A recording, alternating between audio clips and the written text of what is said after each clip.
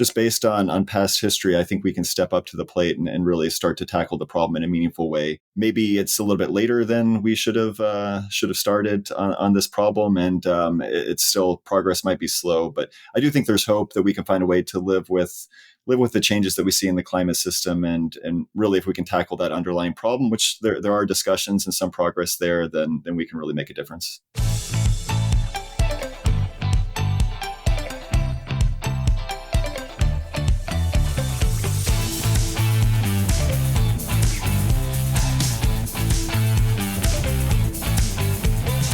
Welcome to Millennial, the home of pretend adulting and real talk. I'm Andrew.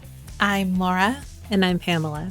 Pam, we have an interview today that you and I conducted with a pretty cool guest. We do. So this week on the podcast, we're welcoming Dr. Ben Hamlington, and he's a research scientist out of NASA's JPL Science Lab. Specifically, he actually works in the Sea and Ice Group division, and Andrew and I had a great chat with him about the ocean and sea level variability and why it's important to look at those things when we're talking about climate change. And this is just a really great discussion, and one we thought was especially important to have in light of Earth Day, which just passed this last Monday, April 22nd. So it's a fantastic time to check back in on how our Earth is doing. And we really hope that you enjoy listening to that interview. Yes. And then after that interview, we'll talk about some other newsy topics this week. The three of us will. So here, without further ado, is our interview.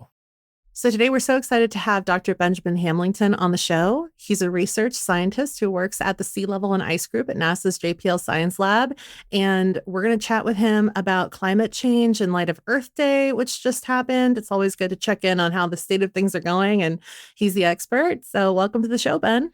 Yeah, thanks for having me. Well, to kick things off, I wanted to start by asking how long you've been working for JPL. Yeah, so I've been at JPL for about 6 years now, going on 6 years. Yeah, but I've been studying the climate and specifically focused on sea level change and coastal flooding for well over a decade now. But yeah, just in the past few years here at JPL working for NASA. Cool. Nice. Can you explain to us and our audience what it is you do for them? Yeah, so I am in, as Pam said, in the Sea Level and Ice Group. So you can kind of tell from the name there, I study sea level and ice, but do it from space. So using our satellites, we can get this complete global view of how the ocean is changing, how our ice sheets are changing, and get a really good understanding of how sea level is rising across the globe. We know it's a global problem that's impacting pretty much everywhere along the world's coastlines. So our kind of unique vantage point from space allows us to really produce good information about the underlying science, why sea level is changing and the way that it's changing with global warming, but also work to deliver that information to people on the coast that need it the most. And that's a lot of the work I do is working with people who live along the coast, coastal communities, to really try to give them the best available information about what's going to happen along their coastlines in the future. We have some questions about that because I'm a West Coast girl and I grew up really close to water, and I know we were just chatting before about how you're based on the West Coast, so I'm sure you have a vested interest as well. So right, so much of our livelihoods, both for those of us living along the coast, we depend on the water and access to the water, but also those that live inland as well. I mean, some of our ports and airports are located along coastlines, so it's what happens here really affects everyone. Well, that's a great point. I wanted to back up a little bit and ask you, just because, our show is called Millennial. We're all millennials. I think that the running joke online is that a good chunk of millennials were super into the ocean growing up. And so the running joke is that we all wanted to be marine biologists for some reason because of that. Was that a passion you had growing up, or were you interested in space? Was that a driving force in getting into this career you have now? Yes. So my background is actually as an aerospace engineer. So my angle into this is from the space side. So I think maybe like a lot of other millennials, I wanted to be an astronaut. Was very interested in space. And the more I kind of went through my educational studies and understood what we can measure from space and the view of the Earth that it gives us, I think that started to increase my interest in studying the ocean. And then I think one of the most important issues of our time is climate change, and being able to, from a science perspective, really study and understand how our climate and Earth is changing, and then recognizing how important that information is for people to try to address the problem. That's why I've become so focused on this particular topic and the work that I'm doing. Nice.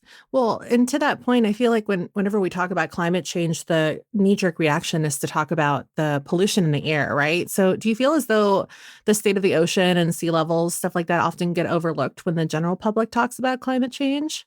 I think so. I mean, in that, I think in certain situations, it's easy to forget that everything is connected, right? So when we think about the information in the media and a lot of the things that the stories we hear about climate change, what is happening in one part of the climate certainly is connected to what's happening in another. So the warming that we talk about over different parts of land and the melting of ice, that is connected to the sea level rise that we see. So I think that trying to tackle the root of the underlying issue, the increased greenhouse gases, is critically important.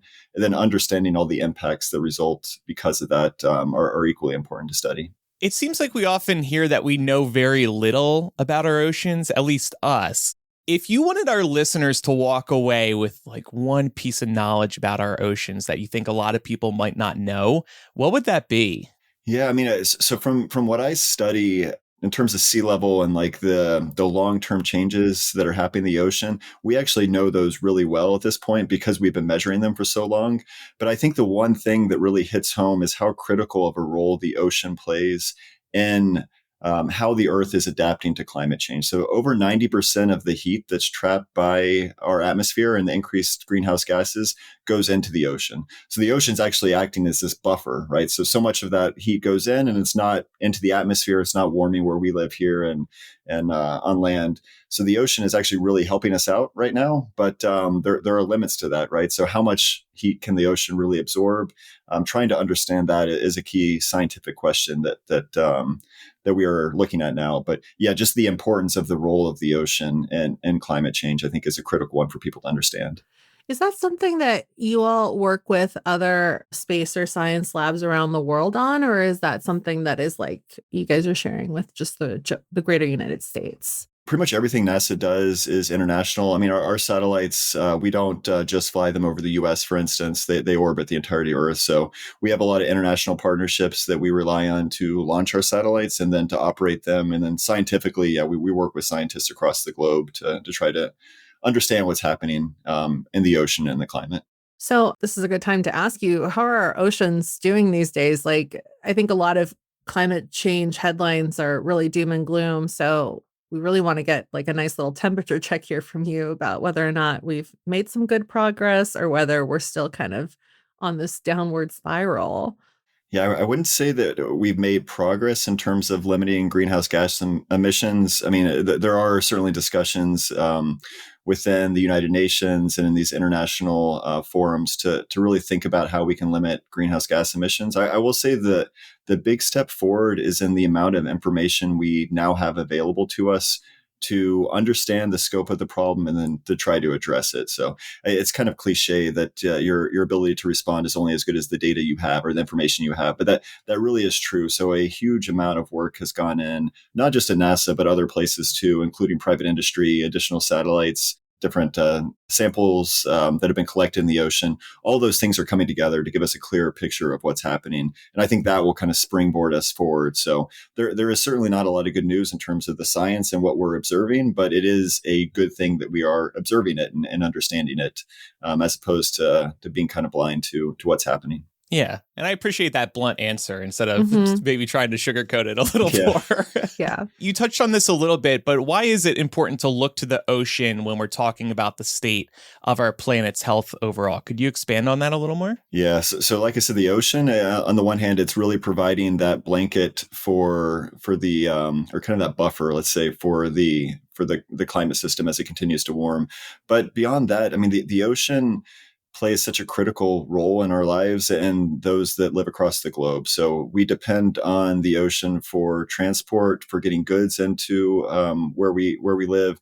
A lot of coastal population is dependent on for food. It's there for recreation. So, I mean, the ocean is such a big part of just the way that we live and how we've adapted to life over the centuries. So any change that occurs in the ocean is going to have this ripple effect across the entirety of our lives. So it's really important that we understand how the ocean's responding and the role that it plays in the climate system. So Earth is a water planet. If you look at it from space, it's the blue marble, right? So there's a lot of water here, and trying to understand how it's moving about the Earth is really important. Well, speaking of sea levels, what is it like specifically that's the main factor in those changing and them rising specifically? Obviously, we know it's like climate change, but is there like one big thing that's really kind of making a big difference there? Yeah, so there's actually two. So there's two main causes of why sea level is rising. The first of these, as the ocean absorbs heat and gets warmer, it expands. So as you warm the water in your bathtub, for instance, it may not be noticeable, but the water level is actually going up a little bit. But it's so much heat that it's actually causing the ocean to expand and sea levels to rise. The other thing that's happening is that the parts of our Earth that are covered by ice, so the Antarctic, Greenland ice sheets, glaciers that we find in places like Alaska and different mountain regions, those are getting warmer. Those areas are getting warmer. The ice melts, and then eventually some of that ice, that melted water, will find its way into the ocean. So it's really those two key factors. And from my explanation right there, you can tell they're both associated with global warming. So we know exactly why the ocean is rising, and what's causing it. So I said before we started recording that I'm from the San Francisco Bay Area. So like, should I be worried about San Francisco going under anytime soon? Yeah, probably not anytime soon. But I think this is a key point, though. The way that to think about sea level rise is not that an area where people are living now is going to be permanently inundated, right? It's not going to just all of a sudden be covered by water. It's going to be kind of the slow progression where the flooding that occurs picks up in frequency and increases in severity. So you may have so like in San Francisco, we have something called El Niños, which is this big signal that happens in the ocean, and it can cause sea level to be temporarily higher. And that's typically when you get flooding in San Francisco. You line up high tides with an El Nino, you'll get flooding to occur. Then the next year, maybe you won't get any flooding at all. So you kind of have this stop-start nature. But as you continue to increase that foundation of sea level, then you push more and more of those tides, more and more of those natural wiggles in the ocean into flooding conditions. So that's really going to be the way that we start to experience it. The analogy I like to make is, so if you have a glass of water and it's half full and you're walking around and it's shaking a little bit, you're not worried about that spilling over the top, right? But if you fill it very close to the top and you're trying to walk with it, then you're more likely to spill it over as you just have those natural shakes. So all those naturally occurring signals that happen in the ocean that have not caused flooding in the past, as we fill that glass up, then you're going to start to get flooding occurring more frequently. To this point exactly, I also mentioned to you before this interview that I grew up in New Jersey, and we have a beach town, Ocean City, New Jersey. We've been visiting all our lives, and the flooding has become more frequent. And it's not that it's going to be underwater completely one day, or maybe it will, but there was a report in 2022 that found that sea levels will rise along the East Coast by a foot in the next 30 years. And this flooding is the thing that they're going to have to worry about in the near term. That's exactly right. Yeah. And I think that's an important point here. So from our satellites, we have measured that the height of the ocean has gone up about 10 centimeters, right? It's a few inches. That's not very impressive, but it's when you start to have all that other variability and all those other tides and storms on top of it that it really starts to have an impact.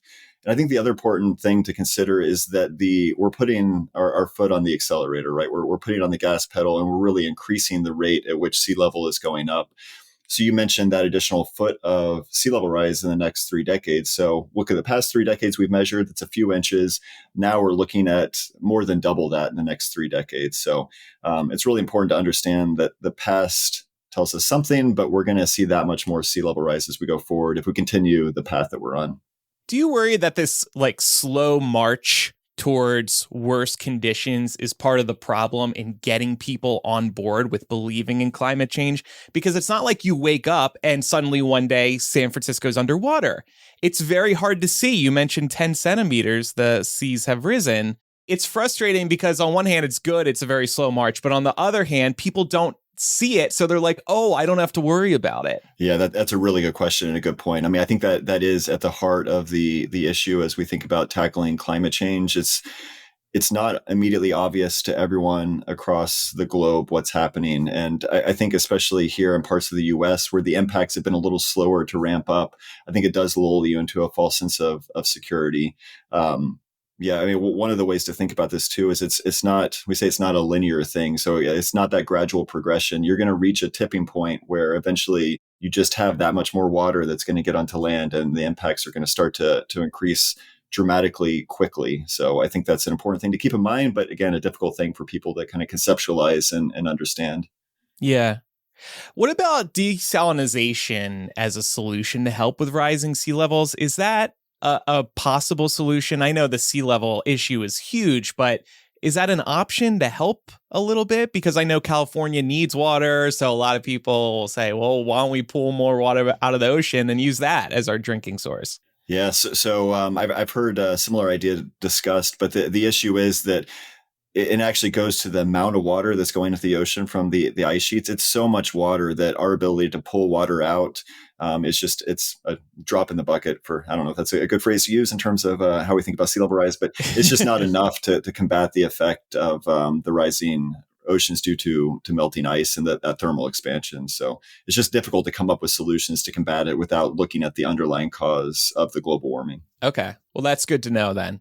I wanted to ask you about common misconceptions, and specifically with regards to what you see online and in the media at large as well. Like, is there a big one that they really get wrong all the time? Yeah, there's a couple that come to mind. So one is that these are just natural variations. I mean, that's a common one we hear across the climate system, that this is just something that occurs very naturally. I think that the key thing there is not just that we're measuring, say, sea level rising very accurately, it's that we understand why it's rising, right? So we're measuring the ice sheets, we're measuring the temperature of the ocean, and we can kind of add things up. We call it keeping a budget, the global budget. And we can see that those factors, which we know are associated with global warming, equal the rise that we're seeing. So there's just this really good, mature understanding of why this is associated with climate change and the sea level rise we're seeing. There's variations of there are more rocks going into the ocean because of cliff collapse, or there are more ships. I've heard the one that there's more ships going into the ocean, and that's causing the water to go up. Displacement. The displacement, exactly, yeah. But again, the scale, the amount of ice being lost, and just the size of the ocean. I think it's difficult to really grasp until you start looking at some of the numbers, but it's so much water and such a big amount of increase in volume and water mass that those things just don't make a difference. Well, to wrap things up here, what are some things that we or our listeners can do to really be a part of the solution if that's what they want to do with the free time they have? Yeah. So I think there are a number of things to do. And I mean, I get the question a lot is like, what individual actions can we take to, say, limit sea level rise? And to be honest, like individually, there's not much there's few individual actions you can do to make a big difference. But if enough individuals get together, then that's where you start to have some ability to affect things. But the root cause of all this is the increased greenhouse gases, right? And that's going to be the solution to it. If we can limit greenhouse gases, we take some of those worst cases off the table, some of those catastrophic scenarios. For those of you that seen The Day After Tomorrow, like that is kind of rooted in some of the science that we're studying now. But of course, those things are not, they're just not even a consideration if we limit warming as much as possible. So I think being informed as to what the cause of climate change is, and then with your actions, with your vote, understanding that that's where you can make a difference. So it's really on these large international scales that we need to try to address the problem. And what are some good factual sources that people can look to when they're trying to get real information? Yeah, for sea level rise in particular, we have a number of federal agency here in the U.S. So NASA certainly has websites. So sealevel.nasa.gov is the one that I help maintain on the NASA side. NOAA has a great deal of good information about the climate system and ocean in general. And then there's a recent interagency platform called earth.gov, another good one to study the Earth, unsurprisingly, based on the name of it. So yeah, I would look for those kind of trusted federal agency or international body organizations. If you really want to get down into the weeds, the IPCC assessments, those large climate assessments that are made by the United Nations every, I think, 6 or 7 years, that's a good source of information, but too much detail for a light read, I think. You mentioned power in numbers, collective action. Are you talking about maybe just like spreading awareness? And now I know everybody needs to chip in terms of like helping the earth, but what kind of like collective action movements are you talking about when you say that? Yeah, I think you hit on a key one. So spreading awareness, talking to those around you, or looking for platforms. Exactly what you all are doing here, right? Spreading the word of climate change to an audience that can do something about it in their daily lives, and then spread that information to others. Pass it on to future generations. That's certainly an important thing too. We still know climate change is not very heavily taught in schools. I know my kids who are 8 and 10 are not being really taught about climate change in school. So getting them informed and understanding what they might have to live with in the future, not to scare them, but to be proactive and to think about these issues and how to address them. I think that's really important. Yeah. Do you feel optimistic about the future when it comes to sea level rise, climate change? Yeah, I gave a presentation recently, and I think I scared everyone so much that one of the questions at the end was, "Is there hope?" And certainly, I think there is hope. There's optimism because I think we understand the scale of the problem, and I think attention to address it is growing. So coastal communities, I think we will be confronted with dealing with this problem, but I think that just based on past history, I think we can step up to the plate and really start to tackle the problem in a meaningful way.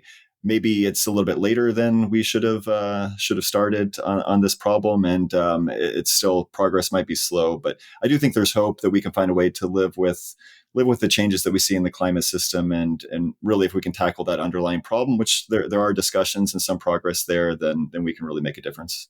Well, and thanks to people like you working at NASA, I think we all can rest a little easier. So thanks, Ben, for all this information today and for what you do at NASA. Great. Yeah. And for Earth. Yeah. Thanks for having me. Yeah. Thanks for coming on and joining us. Thank you. I wanted to say, first of all, that I just found Ben to be such an insightful and concise interview. Like, when you guys were saying that he really covered a lot of ground in a short span of time, you weren't kidding. And to me, that just goes to show how good he is at his job, and that he's able to break it down in a way that people who aren't, NASA scientists can understand. One thing that I learned from that I didn't realize before is what a buffer the ocean is to us in terms of climate change and how much of that excess heat that it's absorbing. I feel like it's tragic in a way, because not only are all the effects of climate change having a real impact on our oceans and sea life, which we already knew about, but it's actually helping to protect us from ourselves as much as it can, and we're not doing a damn thing about it. Yeah. We're not appreciating it. We're just like, no, haha, orca whales, take down the yachts. Yeah, it's like, here, you can take more. Yes. Have more. Yeah, so thank you to the people of NASA for helping us organize this interview, which is a pretty cool sentence to say as well. And to our executive patron, Jenny, because she was really integral in helping connect us. She also works for JPL, so... Yes, thank you so much, Jenny. We really appreciate that. And yeah, I'm glad we also asked him about, like, does he feel hopeful about the future? And he was, because there are some very grave concerns here. But hopefully this interview helps people rest a little easier, knowing there are good people like Ben working to protect and study Earth. All right, so we are going to take a quick break, and then we'll be back with a block of news that we're calling the Shit Sandwich Edition. We'll be right back.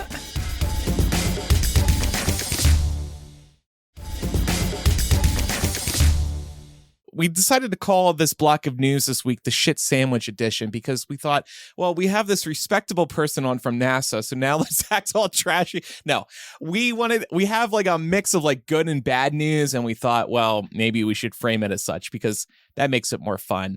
So as no, does it? I don't know. It makes it more palatable. At least it makes it easier to swallow. Oh, yeah, because I definitely want to swallow the middle of this sandwich. But so let's start with the delicious bread. Some lightly toasted bread with a little butter on it. Pam, what's our first story today? So we're talking some Disney Plus news, there is a new report that's been making the rounds that said that Disney Plus is actually set to include separate channels as part of their offerings on their streamer. And these channels would operate very much like you would see a channel on TV operate, only they would be separated by different content. So you could have, for example, a Marvel channel or a Star Wars channel or a Pixar channel, et cetera, et cetera. And they would run 24/7. So if you have Disney Plus and you don't know what to watch, but you feel like you're in the mood for some Star Wars vibes, you could just, in theory, click on this Star Wars channel and it would just show you a little shuffle of Star Wars content that they have. So that's definitely interesting. One thing I did want to note about this, though, is that even though it sounds kind of like a novelty, Disney Plus is not the first streamer to do this. Peacock already has a channel set up through their streamer, and so does Pluto. Which was one of my recommendations a while ago, Pluto, I think, Ooh. which is awesome. Oh, that's right. You were talking about the game show channel. Yeah, there's like a Jeopardy channel. Yeah. There's a Price is Right channel. There's all kinds of different channels. It's very cool, and it's free. Well, do you like this idea then, being a fan of what Pluto has to offer? Do you like the idea of it coming to Disney Plus, something like this? I do, and listening to you describe this sounds so stupid because you're just describing traditional cable. Yeah. These channels are on all the time. You tune in and something is already playing. Like, it's like we jump back to the 1930s. Yeah. But yes, I do like this idea because how often are we browsing through Netflix, Disney Plus, whatever else, and we're like, oh, I just don't know what to watch. We like tuning into, let's say, a traditional TBS or TNT or other like comedy channel and finding a random episode of The Office is currently playing. So I would love this from that perspective. And I feel like they probably get shut down pretty quick. So I don't know if you all have ever stumbled across these, but I've definitely stumbled across YouTube lives, and they're just doing like reruns of That's So Raven or of Lizzie McGuire.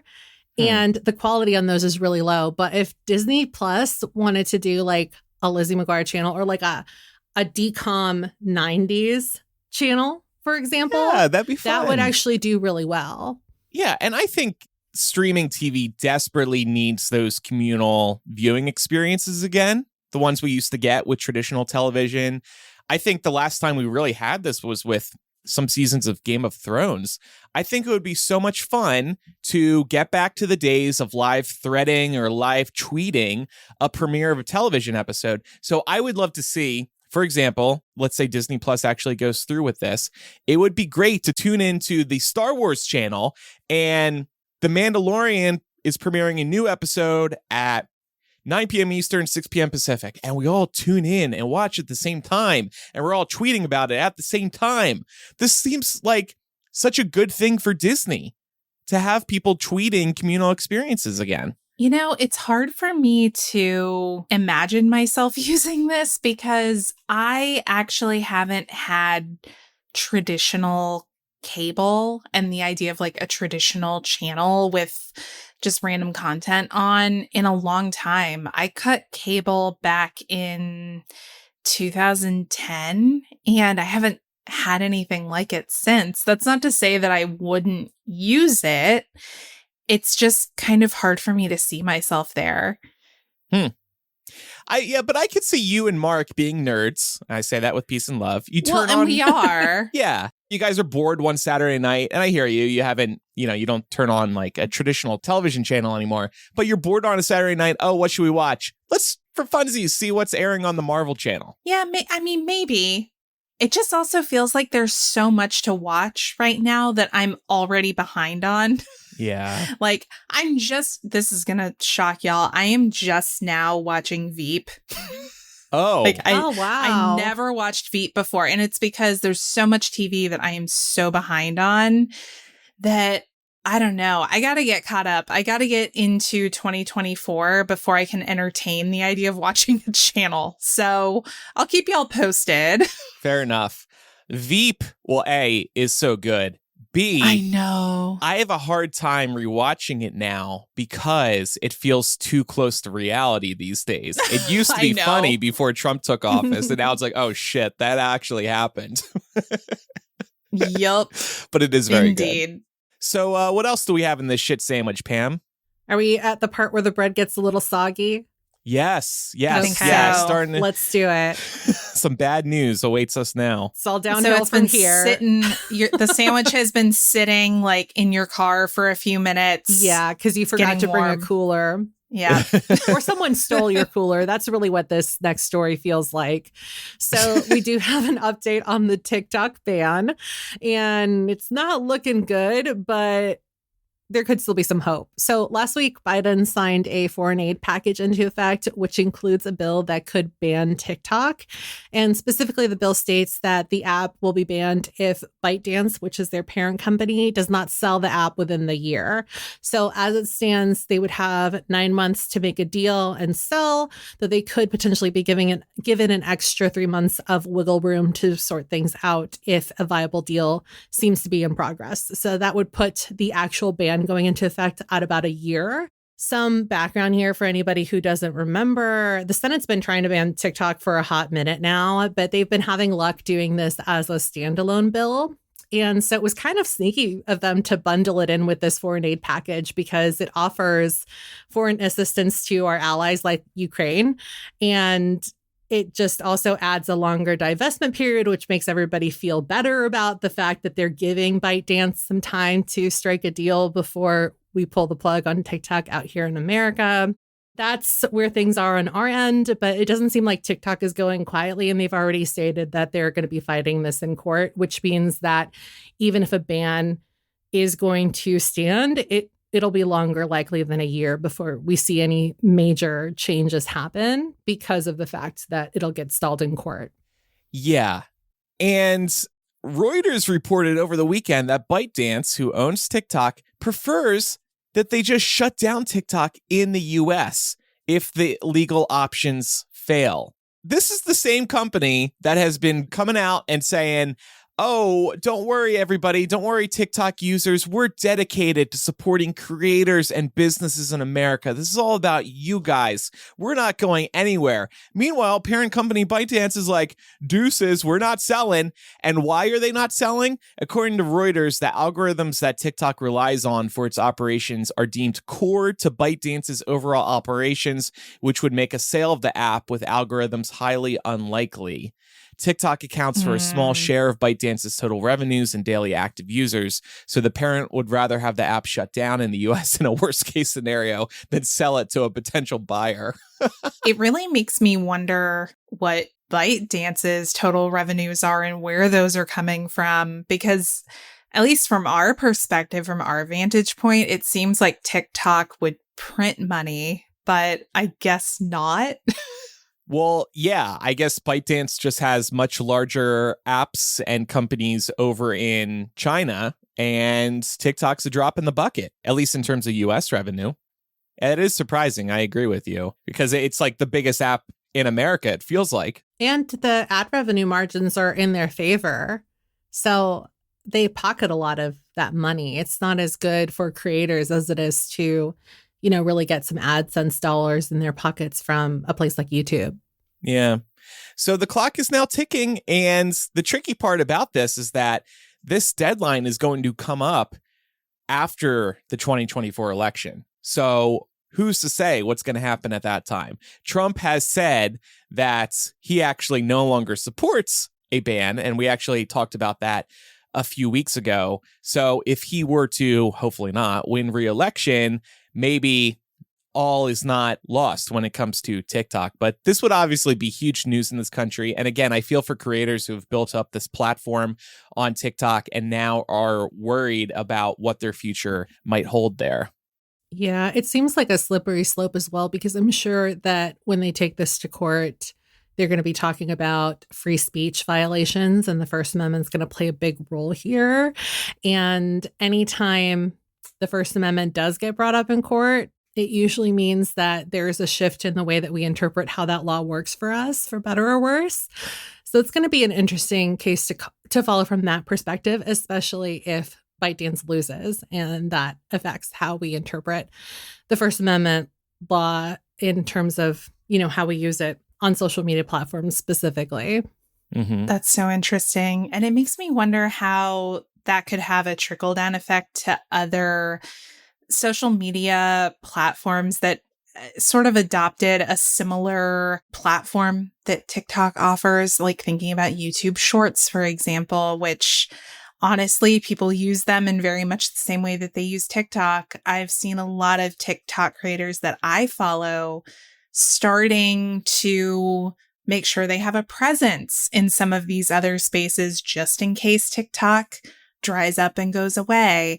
I just wonder how much of the current culture that exists on TikTok is going to exist when and if it's gone. And to Pam's point, like what the free speech implications are going to be for the rest of these social platforms that kind of try to copy TikTok. Like, will it be okay for those because they're American owned and the Republicans can't claim that the Chinese Communist Party is using their app to infiltrate us? Yeah. Well, and by the way, there was this closed door meeting where there is apparently some information shared that convinced representatives on Capitol Hill that TikTok was a real threat and they need to shut this app down. We still don't know what happened at this closed door meeting. We don't know what information was shared. And I think they owe it to the American people before they pull away TikTok to share that information if it apparently was so damaging. Yeah, we want the receipts. Pics or it didn't happen. Yeah, exactly. Post it on TikTok too. That'd be kind of fun. But so, this whole TikTok thing hasn't, I like TikTok, but I'm not like into it like other people are. However, now the government is coming for DJI drones, the company whose very drone I own. And this is because DJI is a Chinese company. There was a bill advanced by the House of Energy and Commerce Committee last month that could ground DJI's fleet of drones across the country.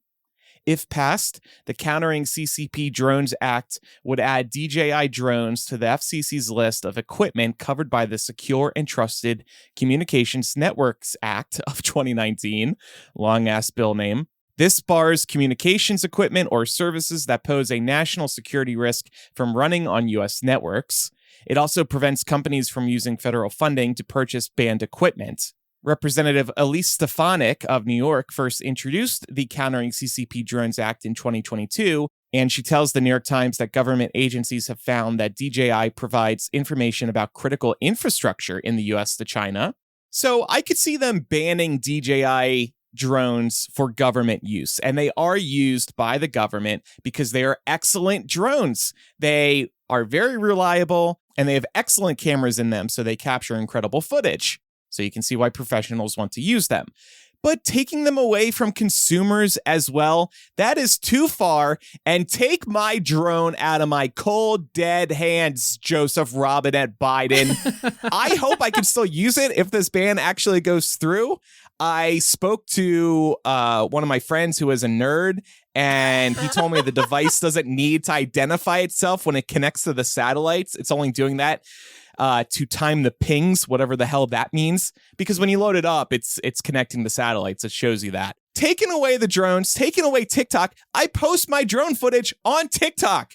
What reason am I going to have to live anymore if both of these things are banned? I'm not happy right now. And where are you going to post your drone videos? How am I going to spy on your neighbor like we do once a month together for funsies? My naked neighbor, right. Right. I enjoy capturing aerial footage across the Southwest. It's fun. I'm going to have to find another company that makes a good drone, I guess. But these are the best. There's no doubt about it. I just want to know where Elise Stefanik thinks all of her electronics come from. Yeah. Like, where do you think all that shit's made? And unless you're going to blanket ban any electronic that comes from China, you're not going to move the needle here. Also, like, economically, we're so, like, the US and China are so codependent on each other. And when it comes to products in general that Americans rely on, they all come from fucking China. Yes. Like, this is virtue signaling. That's all it is. It's not doing anything. It's ridiculous. Right. It's an easy win for them. Now I'm sitting here on pins and needles wondering if I'm going to be able to use this thing that I spent a lot of money on, by the way. Is the government going to buy back my drone or something like those gun buyback programs? Like, No. Okay, Would that well, lessen the blow for you? You could make a little bit of money. you don't want to know how much. I spent a lot of money on this drone, okay? And I only bought it like 2 years ago. Maybe I should put it on eBay now, just in case. Oh, man. you should get one of those I did that stickers and put it on there so that when the ban happens, you can illegally fly it around and still have that sticker on it. Yeah. Well, I don't even want to think about it. I'm going to be so upset. Man. Maybe that means we should move on. Yeah, Before please. Andrew really gets heated. Save me, Laura. Well, I mean, this might get a little heated too. So this we have labeled as the turkey poop. And Andrew, I have to ask you, are you referring to the actual turkey meat, the center of the sandwich, as being the metaphorical poop? Or are we talking actual turkey poop? I was thinking metaphorical, like it's the meat of the sandwich, but instead of turkey, it's poop. Got it. Okay. So we're going to talk about protests on college campuses. Now, I will say we don't think that those are poopy. We think that exercising free speech, especially peacefully, is a great thing. However, colleges and universities across the nation have not been handling this super well. So anti-war protests over the war in Gaza have swept the nation's colleges and universities recently, with as many as 900 anti-war protesters across the nation being arrested as of this past Sunday. In addition to the anti-war and free Palestine nature of these movements, many of them are demanding that their universities divest from companies with ties to Israel. Unfortunately, we've seen many of these universities enlist law enforcement to break up protests. Again, many of them seemingly peaceful.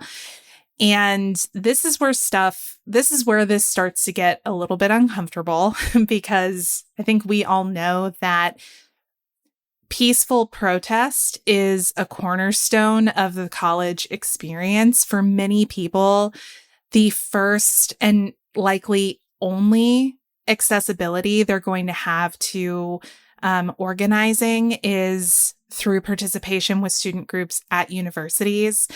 And with law enforcement being roped in many of these cases, comparisons to the Kent State shootings were inevitable.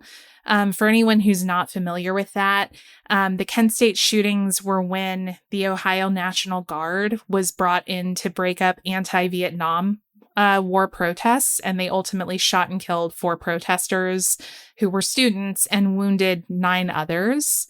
So you can understand why folks who, are very concerned about protecting the rights to free speech and the rights to peaceful protest are concerned about universities now bringing in law enforcement. Usually universities don't want to do that. They want to handle issues that occur on their campus without bringing in law enforcement. So it is definitely starting to feel, I think, especially to people who are students at these universities, like an infringement upon their free speech. And Pam, I know you and I talked about this a little bit when we were planning for this episode. I was curious to hear your thoughts about the extent of free speech as it relates to being physically on a college campus, because you brought up a really good point. Yeah, so unfortunately, it's been a while since I've been in college, so I don't remember the specifics, but I do know that in general, the First Amendment does protect you when you're on school campuses, and this also relates to high school as well. I know that we don't usually have listeners that are that young, but it's important to know your rights at whatever age you are. So while the First Amendment does protect you when you're on campus, it doesn't protect you as fully as it would if you were just out in a public space, for example, because you still have to abide by some school rules. So it gets a little bit tricky, but for the most part, the the First Amendment does hold up in terms of like protesting. Your right to protest exists still on college campuses, which is why, to Laura's point, peaceful protest is kind of like a rite of passage almost when you're in college, whether you're protesting, something that the school has decreed, or whether you're protesting something way bigger that has a more of a like an international impact, like a war. Mm-hmm. And it's a good life experience for you too. Yeah. The thing that's kind of scary to me when you're listening to some of these people talk on, say, the opposing side is that they're labeling all protest as hateful or anti-Semitic, which is not true, but that's very deliberate because hate speech to an extent is not protected under the First Amendment. Like it is, but it's not. So if it's something that, what is it? I think the First Amendment says like, as long as it's not something that's deemed like, I think it's like, if it's not something that's deemed like vulgar by the general public, then it is protected. But if it is deemed as vulgar, then it's not. So that's why, like, for example, child pornography is not protected under freedom of expression, which is protected under the First Amendment because it's seen as obscene. That's the word. It's if the content is obscene, it's not protected. And obscenity is based upon basically like the court of public opinion. So that's why I think language like that is dangerous. The coverage of these protests has made it really hard to know what's going on.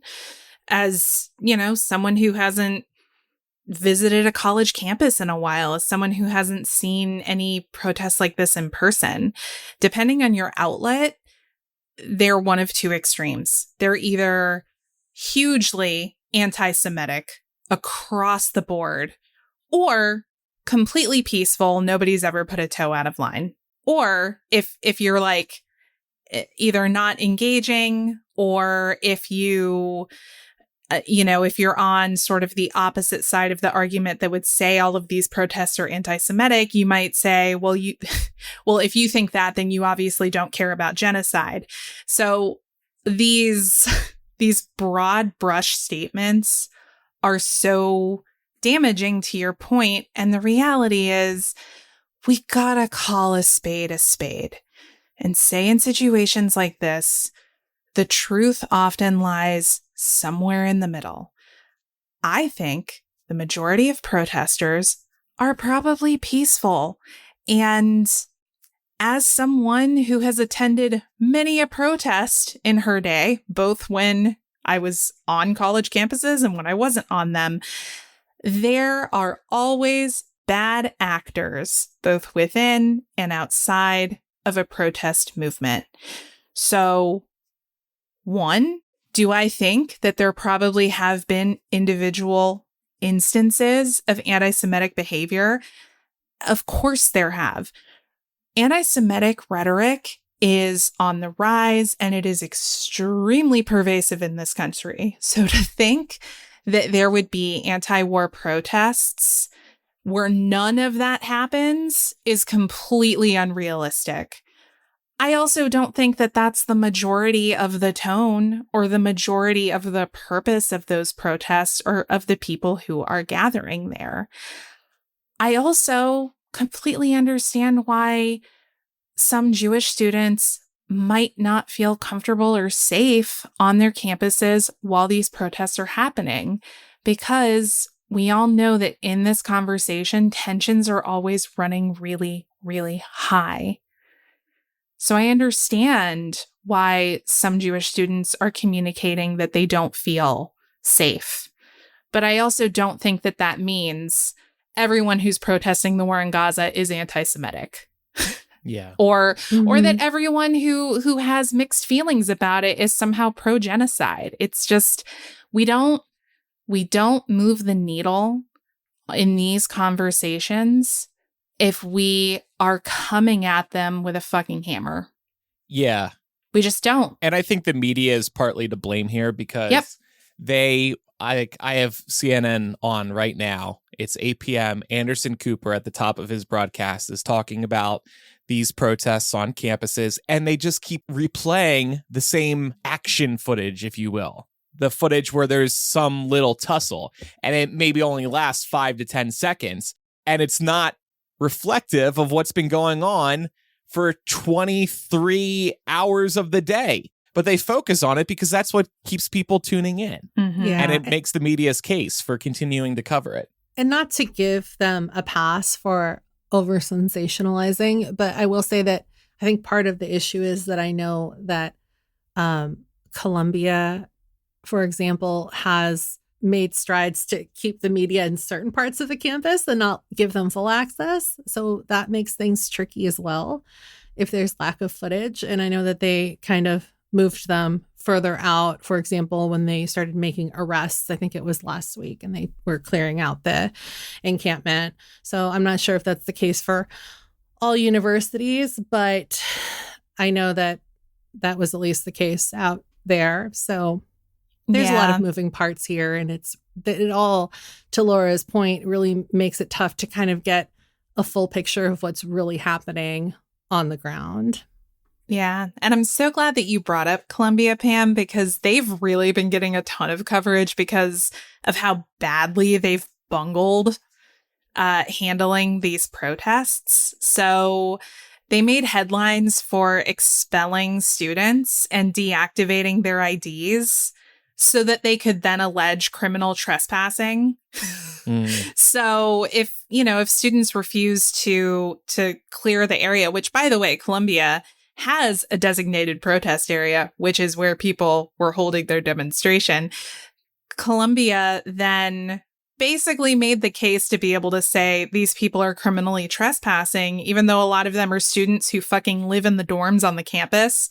This is something that UT Austin did as well last week and actually got 57 protesters arrested, but their charges were overturned due to a lack of probable cause for the criminal trespassing allegation.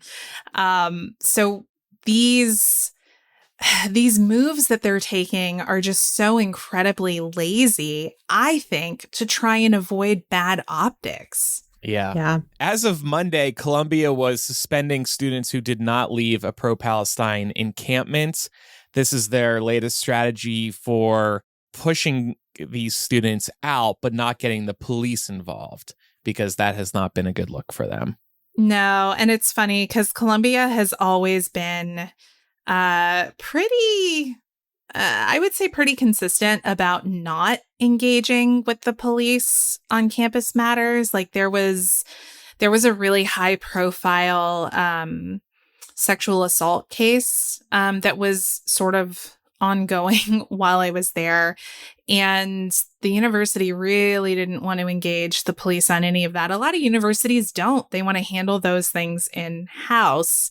But it's just so interesting to me that the second Columbia felt like they were getting bad press over these anti-war demonstrations, they were happy to let NYPD in.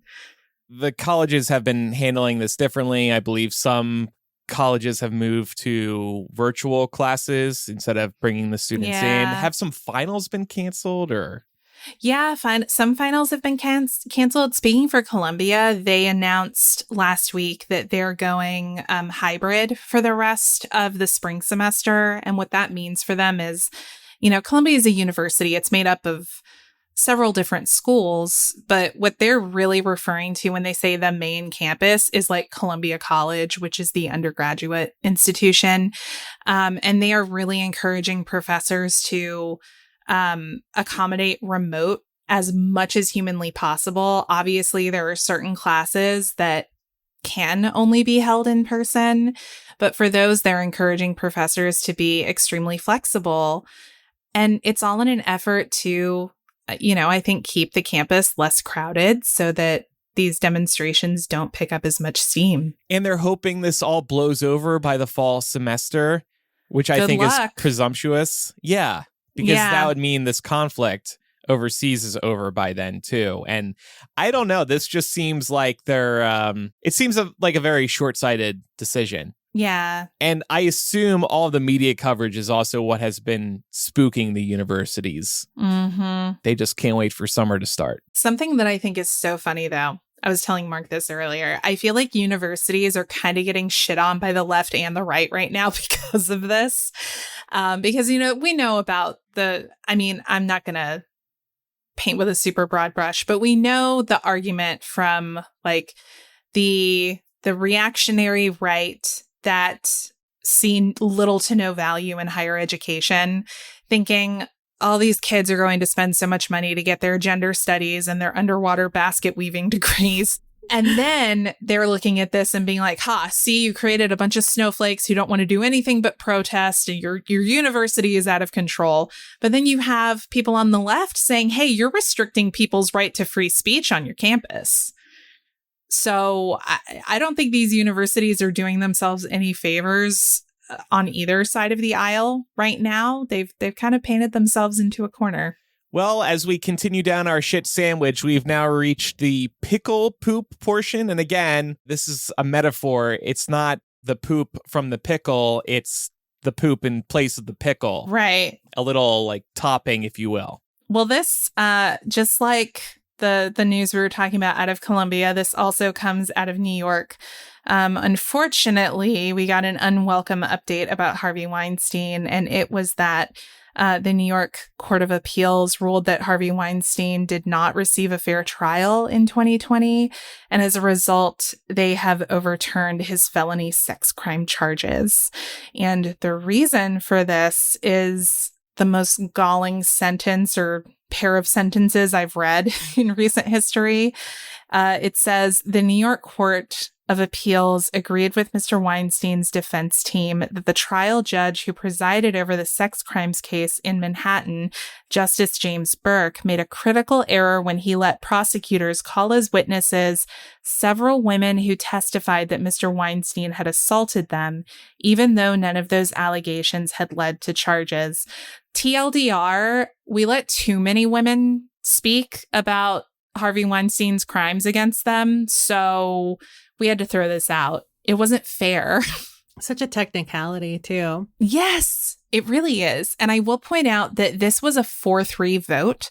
So the 3 dissenting judges delivered some pretty scathing rebukes of the decision. In one of them, they accused the majority of perpetuating, quote, a disturbing trend of overturning juries' guilty verdicts in cases involving sexual violence. So this was definitely a contentious one for sure. Yeah. I will note that while his 23-year sentence in New York has been overturned, he does still have a 16-year sentence to serve in California.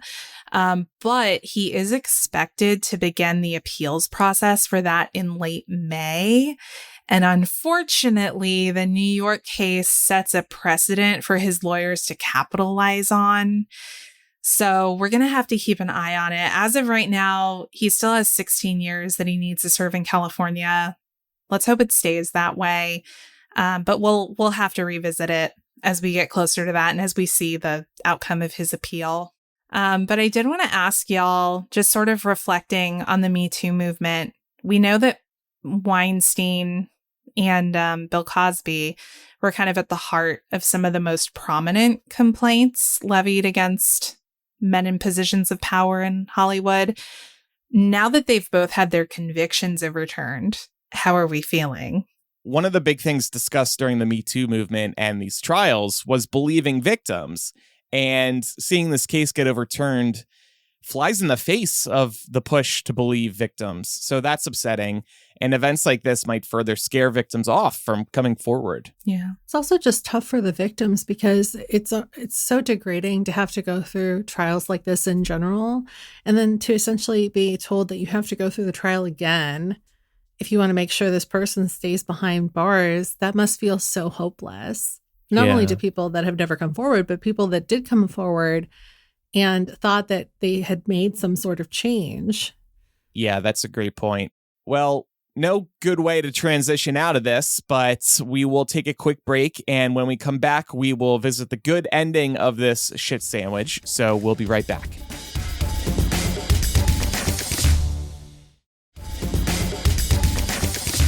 Okay, so now to the delicious, perfectly toasted layer of bread. An update on airline refunds. We got some really good news from the Department of Transportation. Now, thanks to new rules from the Biden administration, if your flight gets delayed or canceled, airlines now have to refund you automatically in cash.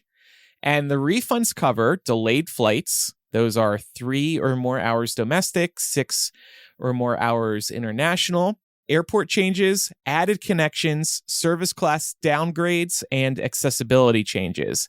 And in addition, you'll get your fee refunded if your bag doesn't arrive in time or if you don't get a service that you paid for, like Wi-Fi. And they're also eliminating hidden fees so airlines can't hide fees around things like checked or carry-on bags or changing or canceling your flights. The Biden administration has been on this cracking down on hidden fee crusade, and this is just the latest example of that.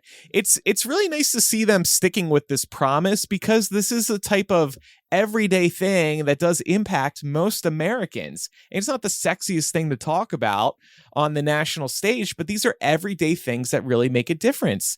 And let's also remember that the government bailed out the airline industry during the pandemic. We have these companies by the balls, and we should be cracking down on them in ways like this since we bailed them out a couple of years ago. Yeah, I'm thrilled. There have been times where like I get on a plane and I pay for the Wi-Fi and then it doesn't work. Now I'll be able to get that refund back in cash. That's pretty sweet instead of some credit that expires like 6 months from now. Yeah, or that you can only use for very specific purchases, right? On that one airline.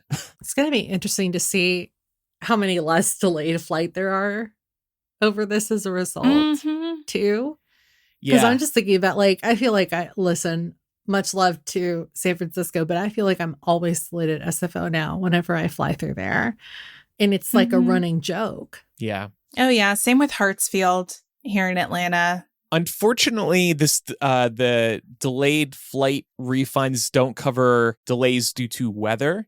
I originally got excited about this because last summer when Hurricane Hillary blew through the West, my flight from Jersey going back to Vegas was delayed like 5 hours and it sucked. And I was looking at my options during this 5-hour delay because I had a lot of time to kill. And I was like, well, my hands are tied. I really can't do anything. I can't get my money back. I can't get a free change, anything like that. We just have to wait this out. And that will still be the case here. But it is nice to see that if the airline is responsible for your flight being delayed 3 hours, you'll get your money back. I mean, that's in today's day and age, 3 hours is unfortunately probably pretty common. I was going to say that seems low. Yeah, that's a low bar to hit. So I kind of wouldn't mind if my flight was delayed 3 hours now. Yeah, I just have a feeling that like anything else, the airlines are definitely going to bank on people not knowing their rights. So it's really important for people to understand that this is a benefit that they can have of the airline's fuck up. Well, because they're not going to proactively offer it. Well, no, actually, Laura, that's one of the big things here. Yes, automatically. They no longer, we as passengers, as customers, no longer have to be like, hey, my flight was 4 hours delayed. Give me some money back. This is all automatic now, baby. I wonder how that's going to be enforced. I agree, but like I said, the government bailed them out a couple years ago. We have these bitches by the balls now. Well, we'll have to put it to the test. Next time one of us gets delayed, just sit there and refresh our Wells Fargo account. Yeah. Or let's just like record a vlog. Hey guys. In the airport, like. It's been 3 hours and 1 minute since my scheduled takeoff time. Waiting for that sweet refund. So Laura, take us home. I'm calling this is the end here, the cheese stuffed crust. So we're kind of like past the crust now. We're the cheese stuffed crust that we order from Pizza Hut. Oh, a pizza sandwich. Okay. Pam's like, you pivoted to a pizza for some reason. All right, cool. I don't get it. I don't either, but I am always thinking about cheese, so. Well, if you are a salaried worker, the Biden and Harris administration actually just signed a new rule into effect last week that may impact you. So the rule that was finalized increases compensation thresholds for overtime eligibility, which expands working protections for millions of workers across the country. Essentially, if you are a salaried employee, you make a certain rate for the entire year. What that means is that you could presumably have to put in more than the standard 40-hour work week in order to gain that same compensation that you probably signed up for, assuming it was going to be based on a 40-hour week. Now, because of this, the present annual salary threshold to allow salaried employees to qualify for overtime, which is $35,568, is being increased to $58,656. So that's a really, really significant jump, more than $20K, meaning if you earn under that $58,656 mark as of July 1st of this year, you will be eligible for overtime if you're putting in more than 40 hours at your job, which is incredible. Yeah. This is something that I'm sure we've all known people, whether it was parents or, parents of friends, even friends in today's day and age, who are salaried, who will put in a lot more than 40 hours and not see any additional pay for it.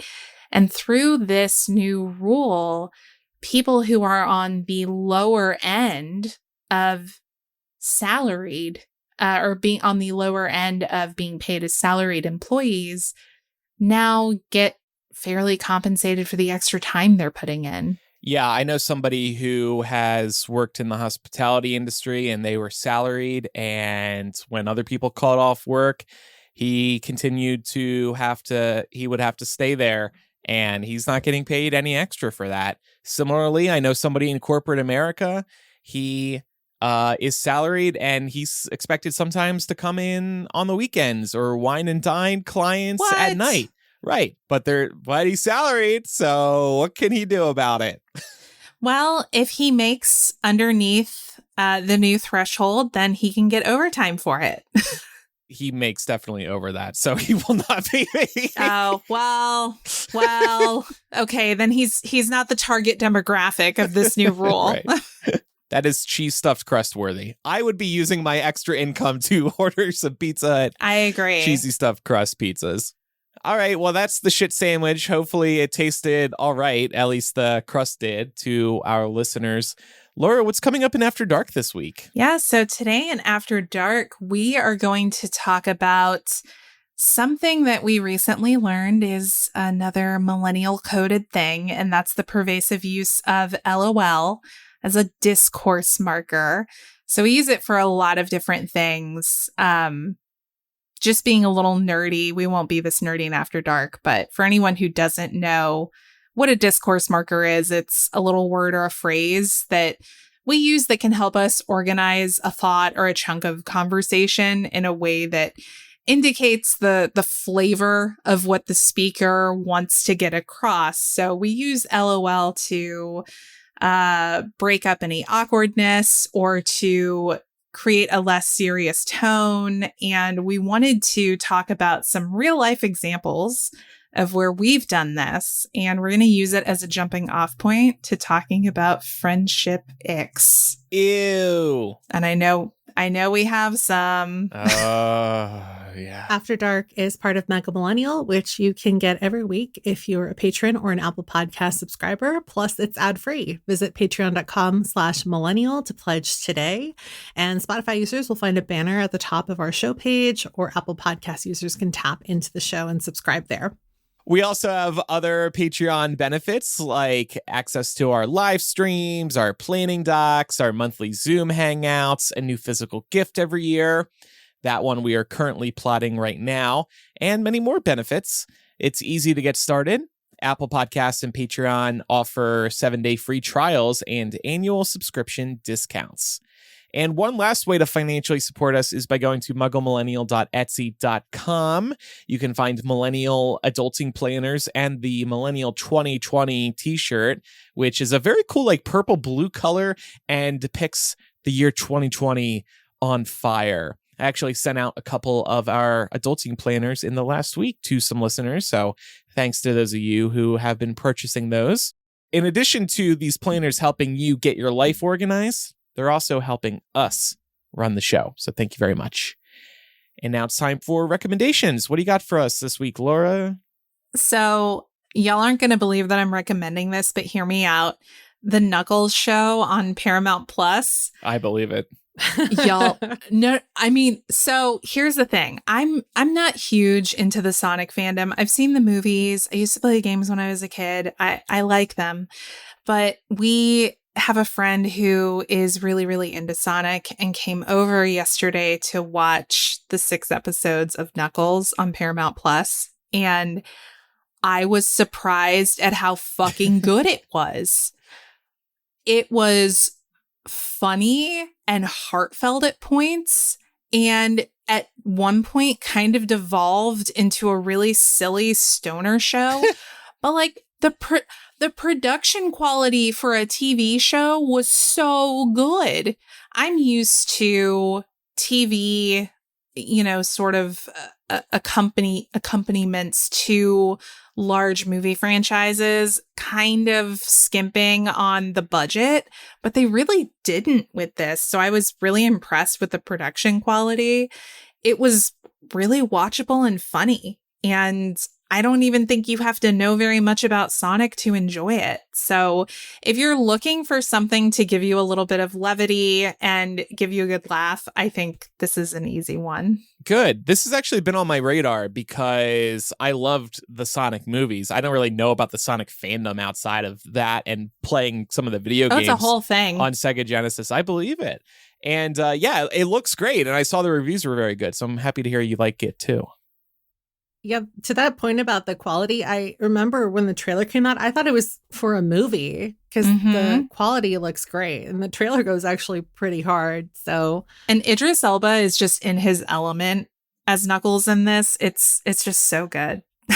I have a book recommendation this week. I wanted to recommend Degrees of Engagement by Jennifer Hennessy. I've actually, full disclosure, I know Jen and I've been friends with her for a few years. I will read anything she writes. She's so great. And if you are a fan of the new adult romance genre, this is definitely a book you should have on your radar. You can get it on Kindle now. And then I believe that in the United States, the paperback version comes out in August. So just something to keep in mind. And her book follows this character, Bianca, who is upset with her family because none of them show up to celebrate her PhD because they just don't think that's a milestone of life that is valuable. So it's not like a bridal shower or a bachelorette party or a baby shower or anything like that. And because she's angry and a little bit drunk over this, she ends up getting revenge on her family by getting fake engaged to this guy named Xavier. So if you're a fan of things like, fake dating, academic rivals to lovers, stuff like that, then you're definitely going to vibe with this book. It's a little bit spicy too. So if you like spicy romances, it's going to be up your alley. Awesome.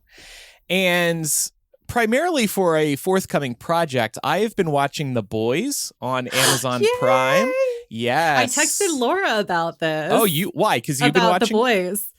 I just started it. Yeah. Oh, okay. I thought you had already watched it, actually. No. Okay. Well, we both know Laura is a fan, so right. I was like, I got to check this out too. Right. Well, and Laura's an influencer, so when she tells us to watch something, we do it. The Boys and the Knuckles. Yeah, up next. The Boys and the Knuckles and the Toes and the Girls. So yeah, this is based on a comic book, actually.